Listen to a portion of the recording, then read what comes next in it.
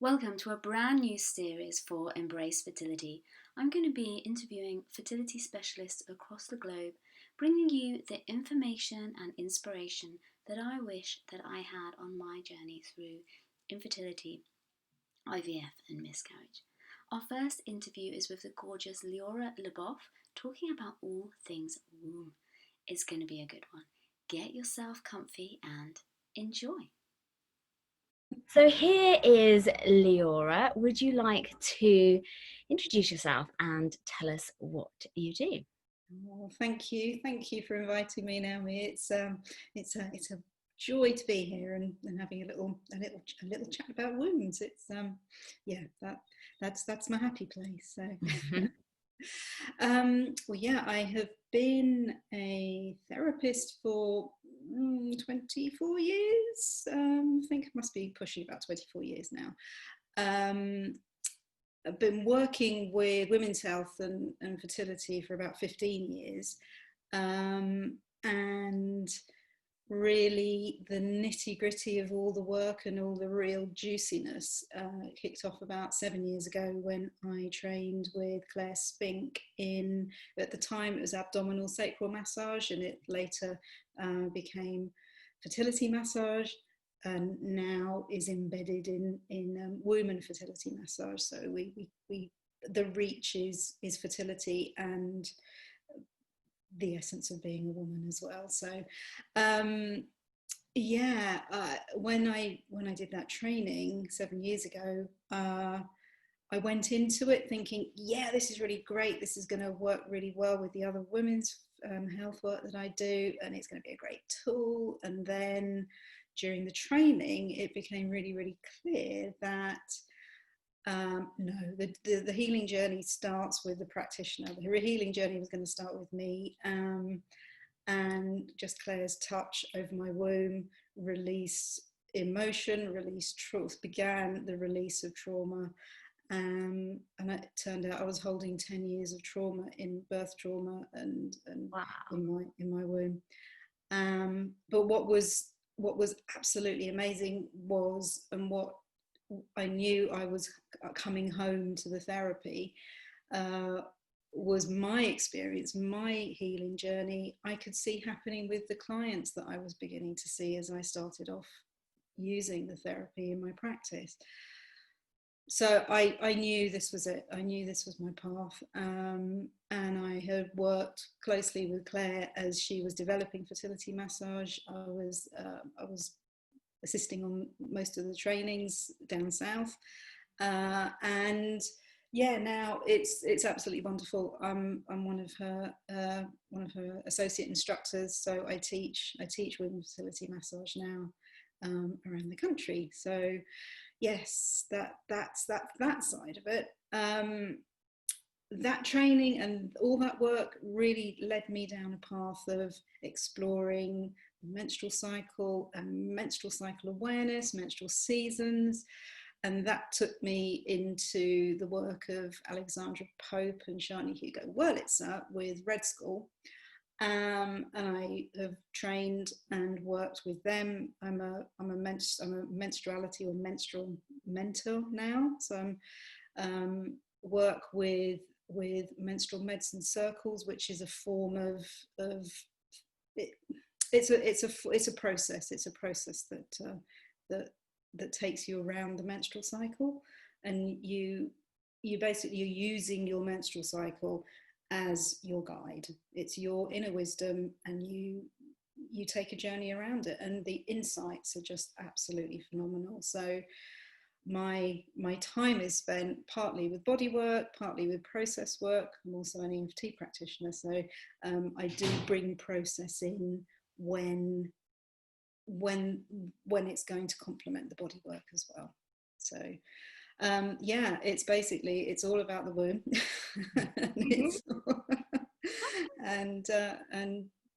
and the menstrual cycle. And in my place in life now, I am in perimenopause, so I am finding that there is a lot of that side of it coming in as well. But yes, yeah, I cover from men up to menopause, really, with the work that I do.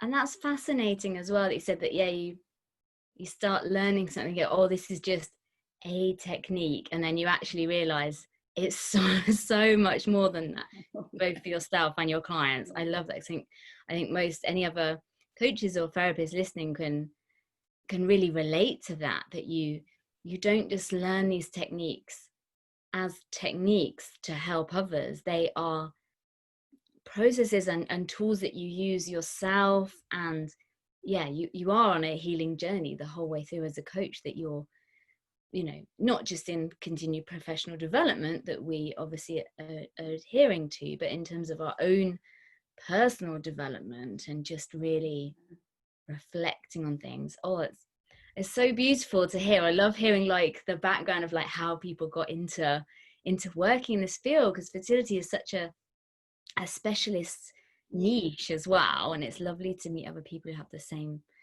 sort of like passion for this time in women's lives.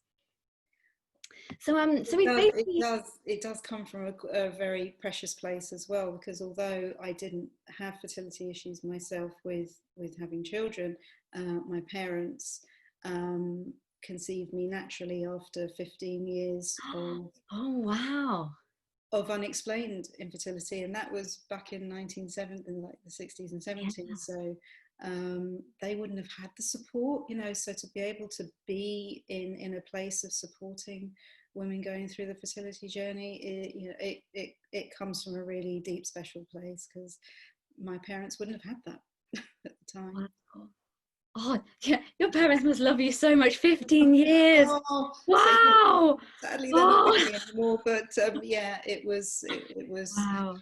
yeah, their story heartens me, but also saddens me, because they wouldn't have known. They just wouldn't have known what was going on. Yeah. And I think that's the thing also with working with women and couples in fertility, is that the emotional impact and the grief and the stress and all of this that we are then holding, you know, we're sort of embodying that into our bodies.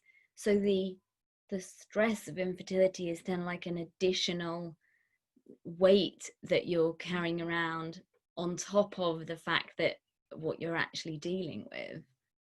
Yeah, it to me is it's held in grief, and that and I guess that's with the massage. I do work a lot, obviously, with the body, and there is the embodying of the experience, but it's connecting women back to themselves and to their emotions. So working on this part of us that never gets touched, never is shown much love, and women on their fertility journey, there may not be that love, and understandably so.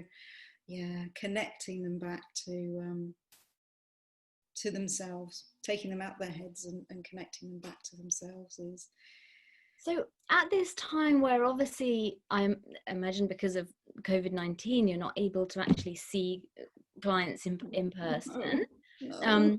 How what's the, yeah, I can't imagine like as someone as a hand-on person not be able to get your hands on people must just be like so hard at the moment. Unbelievably hard. It is. It's like another grief. I mean, I think this the whole COVID time, there's a lot of grief is kind of the underlying emotion that we may or may not be aware of. But yeah, I mean, for body workers, it's really hard not being able to touch. We touch, and this is what we're not being allowed to do. So Like yeah, you said, closing my clinic was horrible that day. It was like, okay, this is happening. The clinic's closed for the moment, so yeah, hard.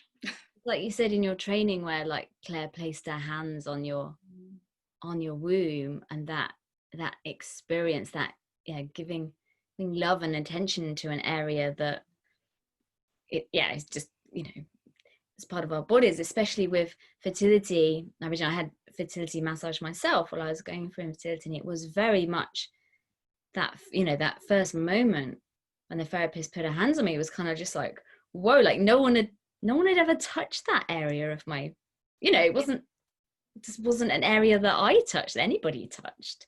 So could you maybe talk to us about what people could do at home now to sort of start creating this relationship with their womb. Well, it's like you say, and you've never touched your own womb space, so that's part of it. I mean, even as massage, when I first learned massage, we were barely taught how to massage an abdomen.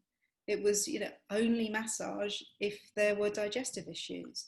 So, Yeah. I went for years barely touching, only doing some very, very superficial strokes on the belly. So it's a really, really sacred space. So we hold ourselves here, and this is a space that we cover up and and find it hard to open up to. So I can give you some strokes that you can do, but if there's a difficult relationship with your womb, if there's a difficult relationship with this part of your body, if you're on the fertility journey, then just laying your hands over your womb space is the start of it. And And you just that. just laying your hands over, you can go for a yoni mudra and place your hands over and bring in the energetic side of it. But actual touch, just touching, just laying your hands and seeing how that feels. I mean, if I record guided womb massage, I'll spend quite a fair amount of time exploring what that relationship is, and just holding what that brings up and how that feels. Because to just go in and start doing a massage without the intention of love and nurture it can be either triggering, or it may not bring in the real love and attention that's needed in the area. I really like that as well, because that's really that connection, like you said, it's all about allowing women to really connect with themselves. And that I'm kind of getting this thing coming up that a lot of the time, definitely for me, it was like I read about fertility massage, so I added that to my list of things to do to get pregnant. Yes. And then actually was like, whoa, like so that lady I saw was called Sarah, and she was like obviously asking me to, if love my womb, begin a relationship with my womb. And I was like, no, like I was coming for a session, you're gonna like massage the womb and I'll magically be pregnant, like, yeah, blah blah blah. And she was like, no, me. And that is beautiful. Like, yeah, just connect with your womb. Just getting goosebumps. And seeing and keep a journal next to you. Keep a journal next to you, and if it's hard, then explore what it is, what this relationship is with your womb. And maybe if fertility is an issue, then there may be questions. So starting a dialogue with her. I mean, when we teach fertility massage, we see her, we see the womb as her, we embody her. So starting a conversation, a dialogue with her. Yeah, how can we be kind to each other? What can I do for you? What do you need now? Or what do I need now? What do we need now? What is it that how we can work together and just be together, be in the same body? So there's there's lots of really gentle roots into it, and then you can bring in the actual movement, because your womb only gets 5% of your circulation. It's not a very well circulated part of the body at the best of times. So yeah, just gently massaging across from hip to hip in circular motion, going across and back. Even that is just bringing circulation to an area that doesn't get circulated. But on top of the connection that you've made and the questions you may have asked her, then you can start bringing in the real essence of this gorgeous treatment.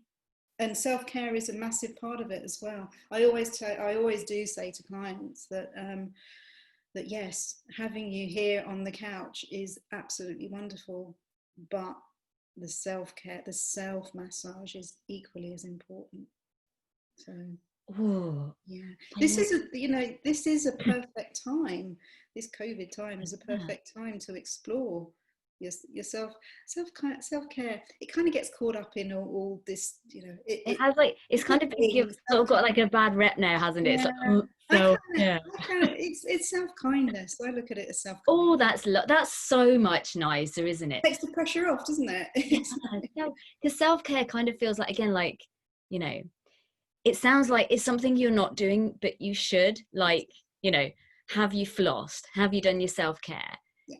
And it's like, you know, you need to, but it's kind of like a choice. Whereas self-kindness, Yeah. that's like, why would Pressure you off. not want to do that? Oh, love it, love it, love it. So so at the moment, like while everyone's on lockdown, is it like people could contact you and then you could teach them massage like online, and Yeah, you could obviously yeah. walk them through the thing?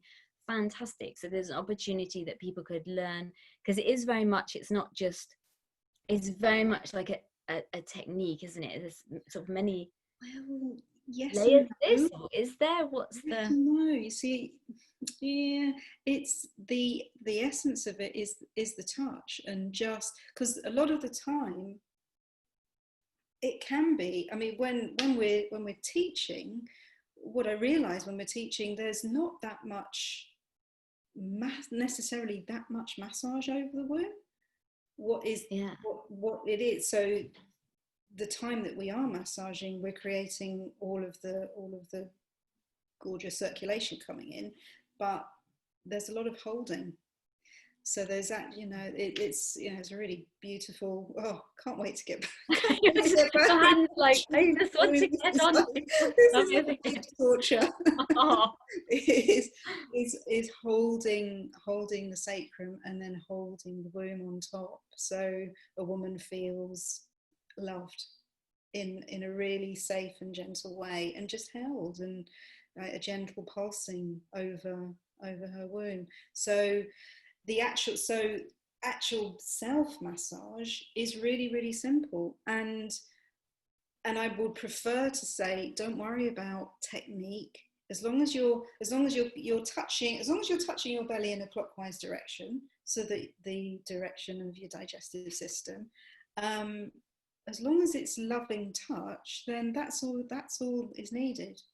You can leave it to the therapist to do the techniques, but as long as there's loving touch coming into your belly and over your womb area, then you are doing a brilliant job and bringing love where it's needed. if we were gonna set the people listening a little bit of homework, Mm. what could be something? So how often? So say they were gonna spend time placing their hands and maybe doing some gentle touch and gentle movement. How often should they do that? And is there a good time of day? Should you do it, before a meal or after? When would be like a good time to do this? So for the people who like a specific, Yeah. go and do this. Today is, it's probably best to say when not to Okay. begin with. So during your period, so when you're bleeding, no deep work over the womb, because you want the blood to be flowing. You don't want to risk anything coming back. And actually, you may not want to. Holding your womb is enough, but actual massage may be uncomfortable. I'm okay. Working with fertility, the likelihood is that it won't be an IUD. But if there is an IUD, if anybody who is watching has an IUD, then no deeper work, because you could puncture or you could dislodge. So that's another time not to. And if you've been taking heavy painkillers as well, so that you're not aware of pain that you may, or any damage that you may cause. So just being aware that any deeper massage over your womb, not when you've taken heavy painkillers either. But homework, it's most beautiful. I would say it is most beautiful before you go to sleep. Yeah. Or there's the potential for lots of time. So you could say at the moment, absolutely any time of the day. It could be a way of waking up as well. So Yeah. it's just having some oil or some balm, some lotion, and just picking a time of day that feels right for you. I know that when I do self massage, it is at night suits me because it sends me off. It sends me off to sleep. I won't remember what I've done, and I might just drift off to sleep halfway through a stroke. And start with, yeah, I mean, if you are going to use it to go off to sleep, then stick your journal away. But if it is maybe a daytime or a morning thing, have your journal with you, because you may want to explore the emotions that come up as you're massaging or as you're connecting in. So pick a time of day to suit you. If a journal feels right, have a journal with you, and start by laying your hands. The position you need to be in is laying down with your knees bent. So you could either have your knees bent, or you can stick some pillows underneath. The idea is that we're protecting your lower back for one thing, but you're also letting your ovaries drop back, so that you're not going to be massaging your ovaries. So all of this, and it's more comfortable. It's much more comfortable. So you're lying, and yeah, just start with maybe laying your hand on your heart and connecting in with your heart and connecting in with your breathing. Trying to not force anything, because with meditative states, we're quite often told how to breathe and breathe deeply, and yeah, but this doesn't feel great. So no. Yeah. What I encourage is meeting your breath. So meet your breath, meet where you are, and go with a few of those meetings of the breath, and then explore how it would feel taking your breath and imagining that you are filling your womb space, you're filling your lower abdomen with, it could be colour, it could be light, it could be love, it could be forgiveness, it could be curiosity. It just fill with something that comes to you, kind of flowing from your heart to your womb. And then take your hands down to your womb and be there with connection, and see what comes up. See what you have to say to each other. See if there is a dialogue between you and your womb. Hang out for a bit. It's so beautiful. I think it's until you've tried it as well. Yeah. I think it's a really nice way as well. This is what I teach as well, is all about, the connection, really connecting with yourself, connecting with your body, connecting with your partner. And this connection, because so often we do everything on the surface level to like protect ourselves, that we don't actually want to connect with anything because it's too painful. Yes. Whereas actually you kind of need to do that, and it can be so beautiful. And even if big emotions come up, and I definitely say to people, if emotions come up that you don't feel that you can handle, then reach out for support. There's so many therapists who are trained to help support you through this. So by all means try this, but don't feel like you need to just put a lid on stuff and go, whoa, that too much. You can, if you want someone to hold your hand through it, then there's, reach out. Oh, but yeah, it sounds just, lovely to start connecting, which kind of takes us on to the image that started our relationship and what got us chatting. So I'm going to share my screen.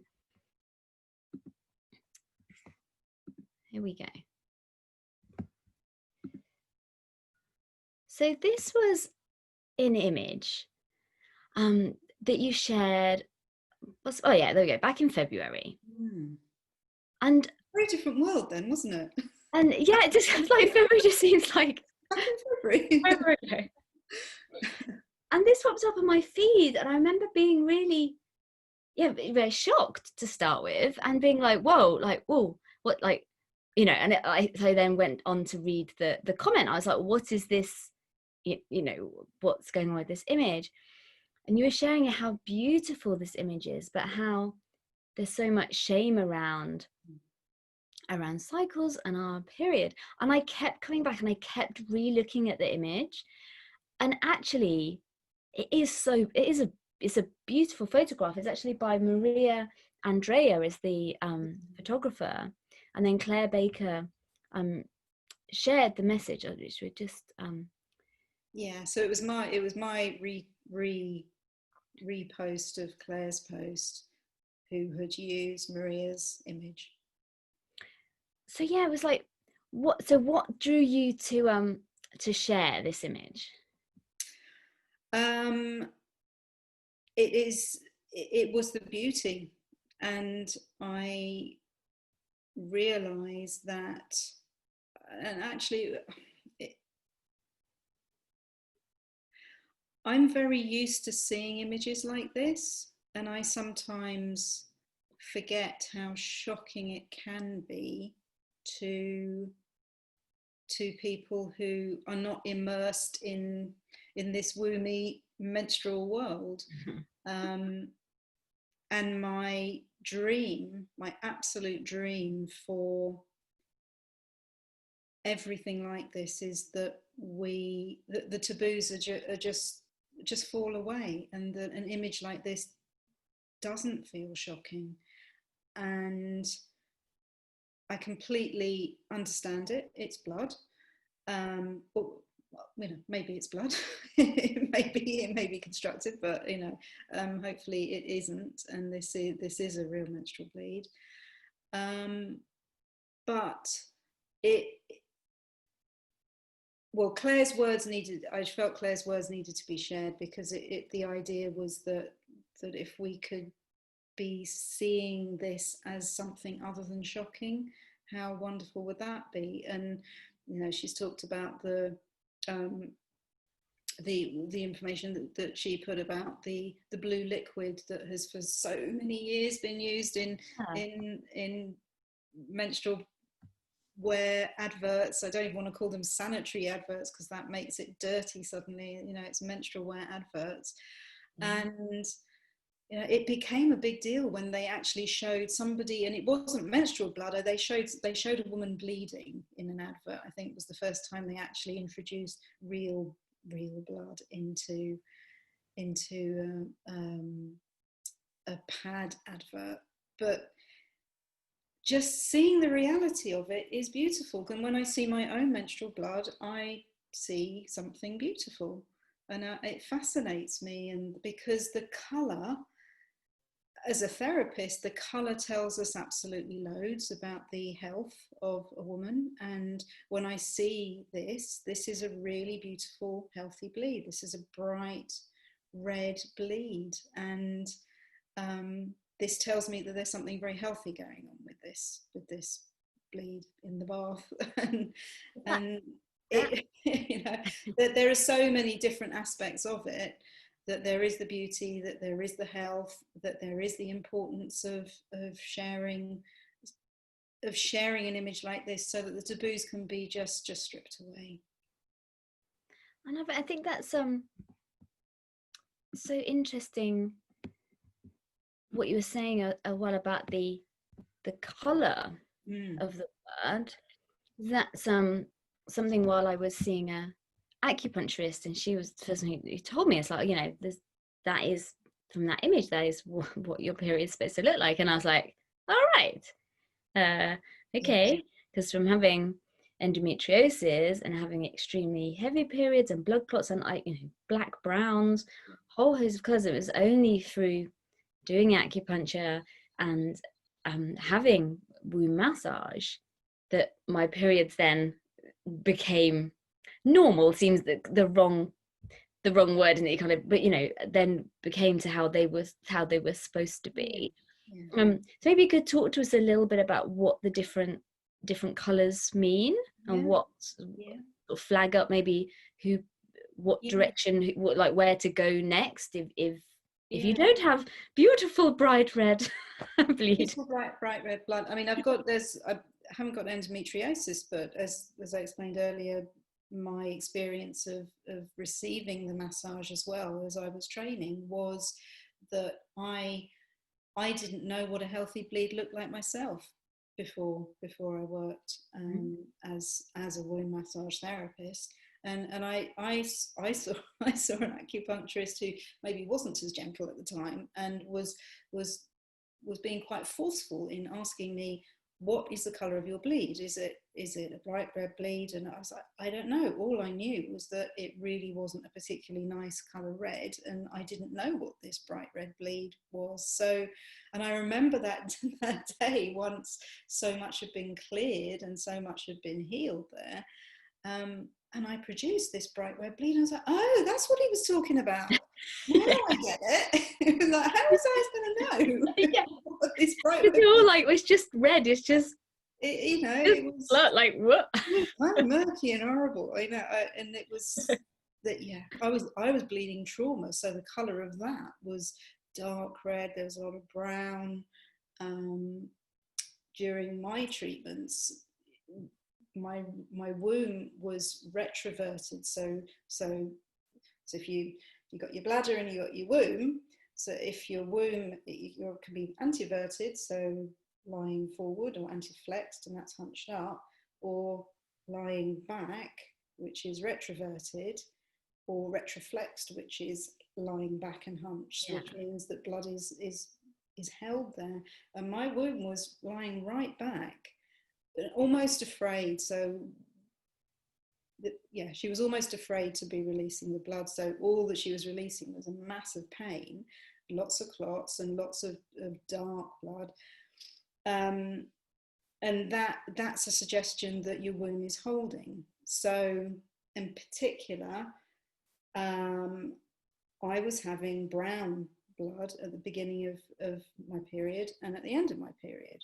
And now I know that was a sign of a retroverted womb, or retroflexive, probably a retroflex womb.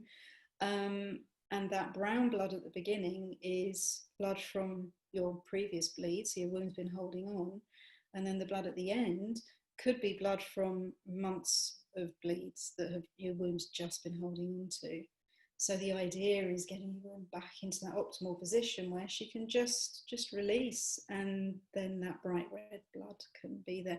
There's hormonal reasons as well, excess progesterone, and particularly if there's darker bleeds in the middle of a cycle. So there's a lot of other factors in, but position wise, if there's brown blood, there is a suggestion around your bleed, there is a suggestion of your womb being retroverted or flexed, or anteverted or flexed. So the idea of the massage is releasing all the ligaments around her, to allow her to be able to move around and to have some freedom to bleed when it's necessary. And so, in terms of if people did have endometriosis, I presume that is recommended to have, or can still be, as because obviously you, like you said, you're tuning in with your body, so you would, if you did have any sensitivity or pain, you would obviously be stopping yourself. If you're working with a therapist, you would be feeding that back and being aware of what is it that you should only do massage in the first part of your cycle? So if there's any chance you're pregnant, should you, second half of your schedule cycle, should you avoid and just do hands-on? No, there's an absolute protocol with that, which I should have said before when talking about what you can do at home. If you are trying to conceive naturally, then it's the first half of your cycle that you are about. So your follicular stage is when you're going to be bringing in as much of the circulation as possible and can work deeper. So if you were working with a therapist, that's when she would be working deeper around your womb. After you've ovulated, the luteal phase, we let things lie for the possibilities. So you can still do some light massage over. So if this is for self-care, self-kindness, you can do its connection. The connection, you can always work with that, but nothing deeper over your womb, just in case there is a pregnancy, or if when IVF cycles start up again, then massage can be received all the way through, but you would need to be working with a therapist for that, and be guided by that. So yes, there are certain times not to. With endometriosis, it's working with your own level of pain. So if you find that in the second half of your cycle you are, those patches of endometriosis are filling with blood, then and it might be sore, then you just work with your comfort. And it's the same as I'd be doing with a client with endometriosis. There may be times, so at the beginning of the first half of the cycle can possibly do a lot more, and in the second half probably less, and it's working with comfort. None of this is meant to be painful. This particular massage, or this particular way of working with ourselves, it's not meant to be painful. Pain is a sign to say, okay, let's ease off and back off, see what's happening emotionally. Fantastic. And so that's been like absolutely fantastic. Is there anything else you would like to share before we finish up today? Oh, well, I mean, I think the time we're living in now, we're being called to rest. We're being called to stop and work it, because of the, it'd be really nice to bring in the idea of working with the cycle, working with the season. We talk about now the seasons, but we're being drawn into a very quiet, inward-looking time of the world, which is just a bizarre thing to be saying, that the entire world is actually experiencing this at the same time. You have winter coming up in Australia, but they're going down, and we're heading towards summer, and we're still having to be down. So is using this time to explore what that feels like, what that slow down feels like, because honouring, it's as though we're entering into a menstruation phase. A quiet phase is when, during menstruation, really what we're meant to be doing is being very quiet and honouring the bleed, which society doesn't often ask us to do, but that's the ideal, and that's when I work with clients, that is the direction that I take them on. And it's as if it's happening worldwide, so being taken into this worldwide menstruation phase of slowing down, being mindful, being thoughtful. So yeah, I think leaving it with the thought of using these corona times to explore what the slowing down might bring, because we'll come out into the next phase. We'll come out into the follicular phase. We're going to come out into a spring phase. We're going to come out of this wintry phase. So yeah, what we can really learn about ourselves and not do necessarily. This isn't about creating too much, and might happen, who knows, but yeah, being as kind to ourselves as possible in this enforced quiet time. That is beautiful. Thank you so much. So if people would like to keep in touch with you and follow you on social media and check out your website, where can they find you? So my website is auramama.co.uk. For some reason, the www doesn't work, so you don't need that. It's just Auramama. And it's Leora Leboff. It's at Leora Leboff on Instagram. And then there's the Facebook page as well, Auramama. And you have a fantastic freebie. Do you want to tell people about that? Your 5 practices? Yes, yes. If you head on to my website, there's a little gift of 5 practices of care that you can download. That should come when you sign up on the website. So if you want to head over to auramama.co.uk, you can pick up your 5 practices. Fantastic. And whereabouts are you based for when everything picks up again and people could actually come and see you in person?